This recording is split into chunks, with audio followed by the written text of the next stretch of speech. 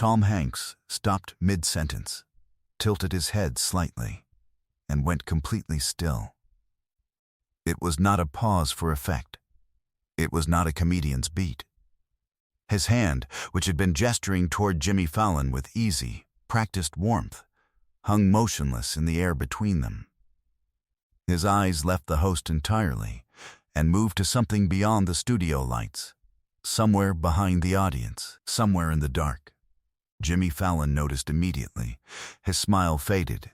He leaned forward. And for 11 seconds, 11 full seconds on a live television stage, neither man made a sound. 300 people in that studio held their breath because they had no idea what they were watching. Neither did Tom Hanks. It was a Thursday night taping. November 2023. The Tonight Show starring Jimmy Fallon. Tom Hanks was the guest. Tom Hanks, one of the most beloved figures in American cinema. A two-time Oscar winner who had spent 4 decades making the entire country feel like he was personally their friend. Standard promotional appearance. A new film. The kind of night where the cameras were rolling and nothing was supposed to go wrong. Tom Hanks walked onto that stage the way he always does. Unhurried, slightly self-deprecating, waving at the audience with a warmth that didn't feel performed because it wasn't. The crowd rose. They always rise for Tom Hanks. There is a particular quality to that standing ovation, something different from the ones that come from fame. It comes from trust. These people trusted him. They had trusted him for 40 years. The interview was going beautifully. The band was warm. The audience was laughing. Tom Hanks was telling a story. A funny, slightly rambling story about a prop that had gone missing on a film set. And Jimmy Fallon was leaning back in his chair with the easy satisfaction of a host who knows he has a guest the audience will follow anywhere. Everything was right. Everything was flowing. And then, from somewhere near the back of the studio, a sound came through the air. Not loud, not theatrical, not anything the audience could immediately place. Just a recording. A voice. Old, slightly worn at the edges the way old recordings are. A little warmer, a little rougher than modern audio, like something played back from a machine that remembered its age.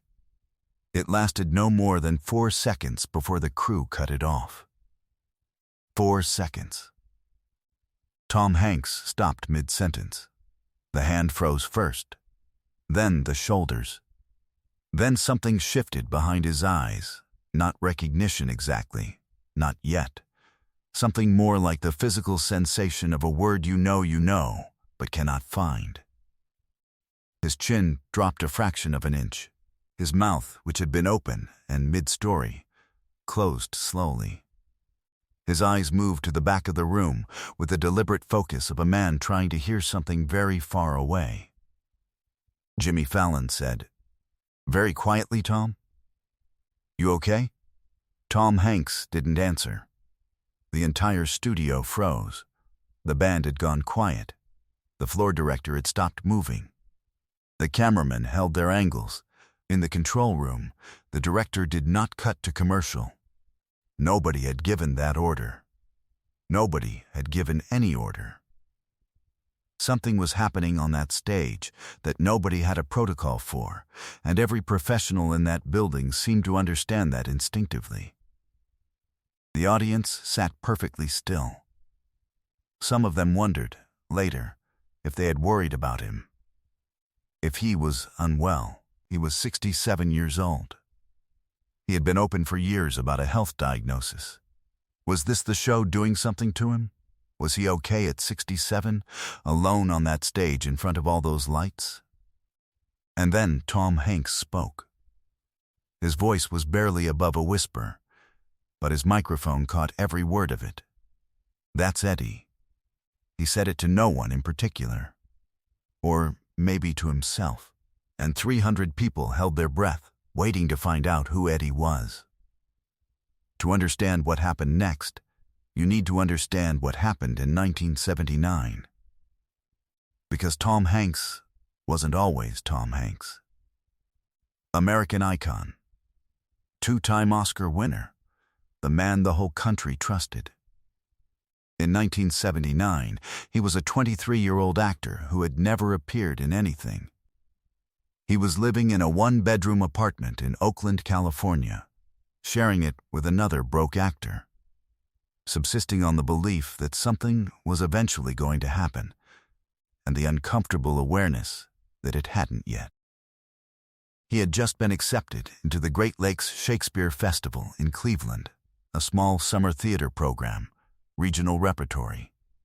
The kind of work that doesn't pay enough to save money, but pays just enough to keep going. He packed a single bag, drove his 1972 Chevrolet across 3 states, and arrived in Cleveland on a Tuesday night in June with $40 and a map he'd bought at a gas station. The theater was a converted community hall on the east side of the city. He remembers it was warm that first week, the dry, heavy warmth of an Ohio summer that settles into a room and doesn't leave. The rehearsal space smelled like old wood and paint thinner, and the particular optimism of young people who have not yet learned to be realistic about their odds. That's where he met Edward Garrity. Eddie Garrity was 71 years old, retired, and had no official role at the festival whatsoever. He was the kind of man who simply appeared, someone's grandfather, someone's neighbor, a small, compact man with a white shirt always buttoned to the collar and the unhurried patience of someone who had spent a lifetime watching young people figure things out. He volunteered to run the lighting board for community productions. He arrived early and left late and asked for nothing. He'd been doing it for 11 years at that point. He had seen hundreds of young actors come through. Most of them, he told Tom later, he couldn't remember 2 weeks after they'd gone. Tom Hanks, he remembered differently. The connection came slowly, the way the real ones do. It started with a question Eddie asked during a lunch break in the 3rd week of rehearsals. He had been watching Tom run the same monologue for 45 minutes, a Shakespearean soliloquy that Tom kept undercutting at the emotional peak, pulling back right at the moment it needed to break open. Eddie sat down next to him on the stage steps and said, "Without preamble, you're protecting yourself." Tom said, "Excuse me?" Eddie said, "Right before the real feeling comes, you go clever. You make a choice that's a little too smart, a little too controlled, and the audience can feel it. They can always feel when you're choosing not to let them in." Tom Hanks has told this story in different forms over the years. He has never told all of it.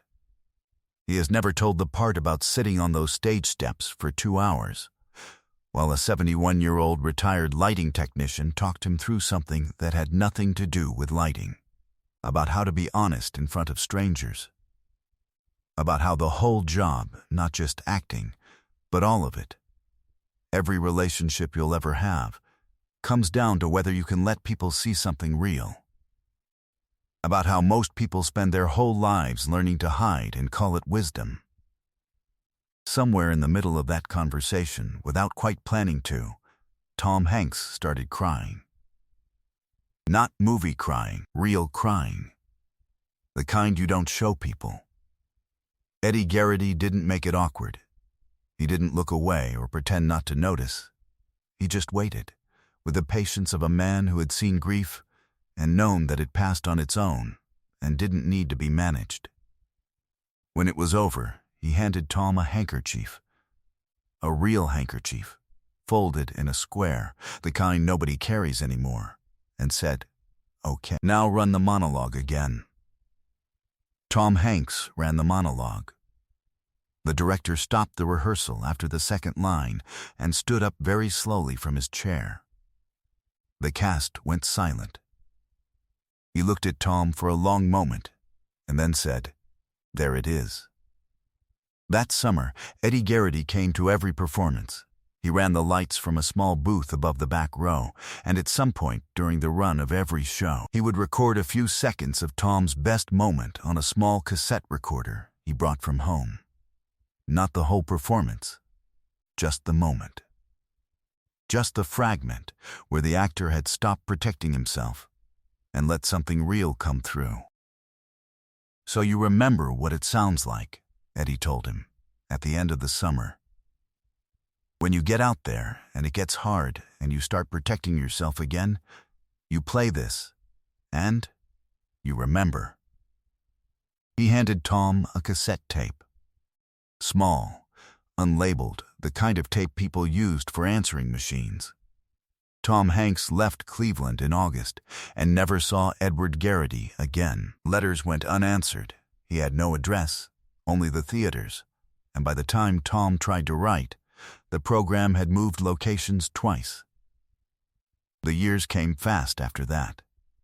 A sitcom. A film. Another film. The career that nobody predicted at the speed that nobody predicted it. He thought about Eddie sometimes. The way you think about the people who said something true to you before you understood what truth cost. He thought about him during the acceptance speeches. He thought about him during the films that went wrong, and the ones that went right, and all the ordinary moments in between. He kept the cassette tape in every wallet he owned for 44 years. Then, in October 2023, Tom Hanks received an email from a woman named Carol Garrity Walsh. She was Eddie Garrity's granddaughter. She had found his name in her grandfather's papers after he passed away quietly at age 95, still in Cleveland, still, according to the neighbors, keeping his shirts buttoned to the collar. She had found 3 things: a photograph, a notebook of names, and a small cassette tape with Tom Hanks written in her grandfather's careful hand on the inside of the case.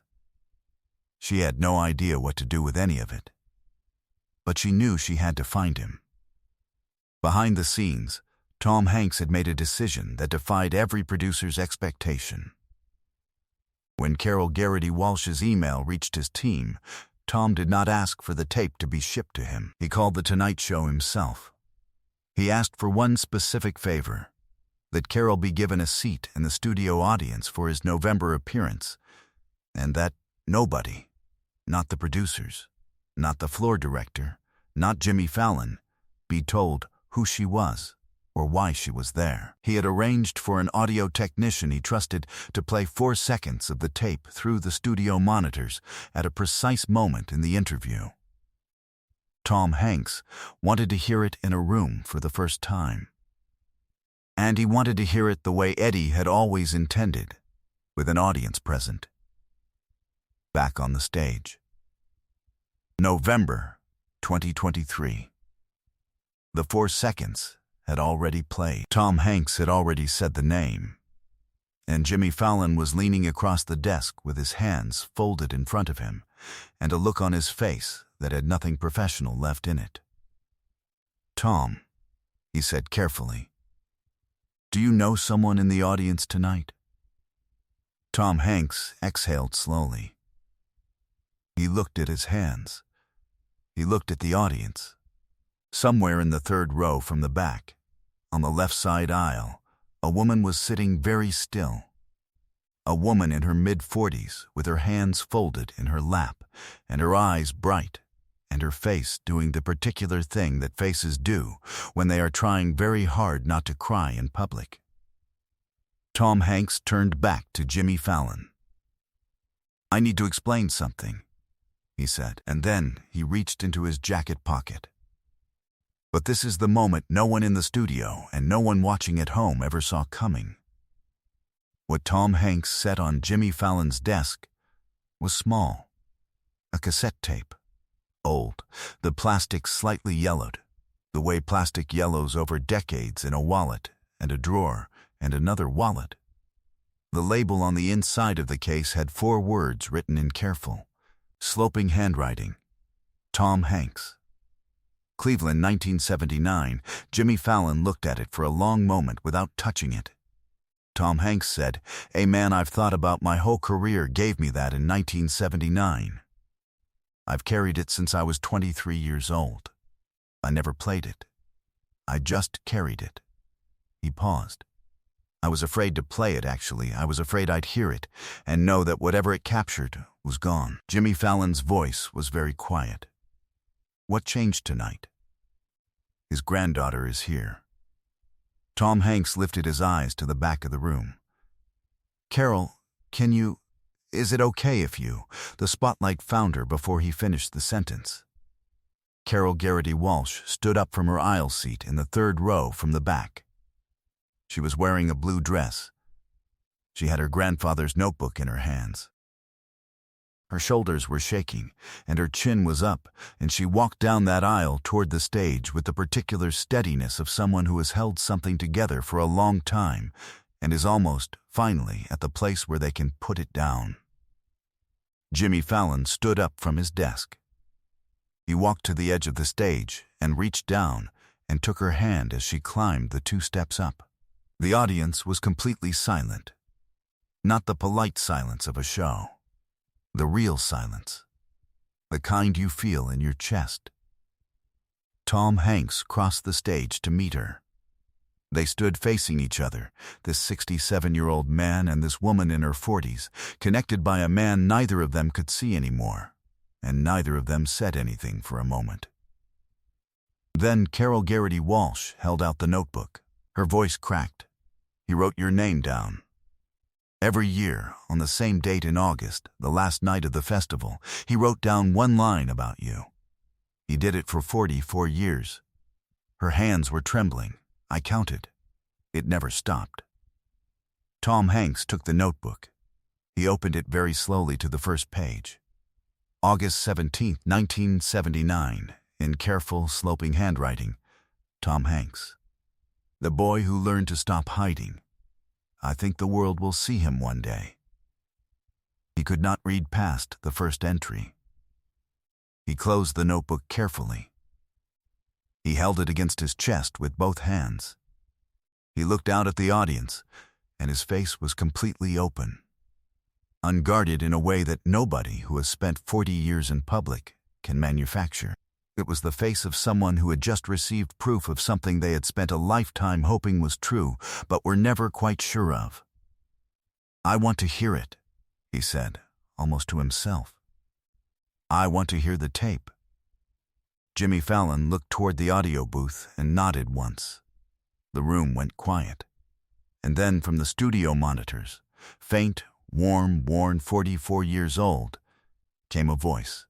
A 23-year-old actor on a stage in Cleveland, running a Shakespearean monologue, and right at the peak, right at the moment the boy had stopped protecting himself and let everything through, the sound of something completely honest, raw and alive and real. Not performance, just a human being, finally, letting someone in. Carol Garrity Walsh pressed both hands over her mouth. Tom Hanks stood completely still. Jimmy Fallon, standing at the edge of his own set, covered his eyes with one hand and wept openly, and did not apologize for it. The audience rose before the recording finished, all 300 of them, standing in the dark, for a man they loved, and a man they'd never heard of, and a moment that had just quietly torn them open. Questlove's drumsticks were frozen at his sides. The director in the control room did not cut to commercial. Nobody moved. Nobody managed anything. Real emotion is always bigger than the format built to contain it. Tom Hanks kept both objects. The cassette tape, which he had carried for 44 years, went into a small glass case in his study. The notebook sits beside it. Carol Garrity Walsh flew home to Cleveland that same night. She visited the theater, a different building now, same address, and stood in the parking lot for a while, not doing anything in particular. Eddie Garrity's name does not appear anywhere in any official record of that summer festival. He was not on the payroll. He left no work. He ran the lights and went home and wrote one line in a notebook every year, for 4 decades, about a boy who learned how to be honest in front of strangers. Jimmy Fallon framed a photograph of that night. It hangs in his office.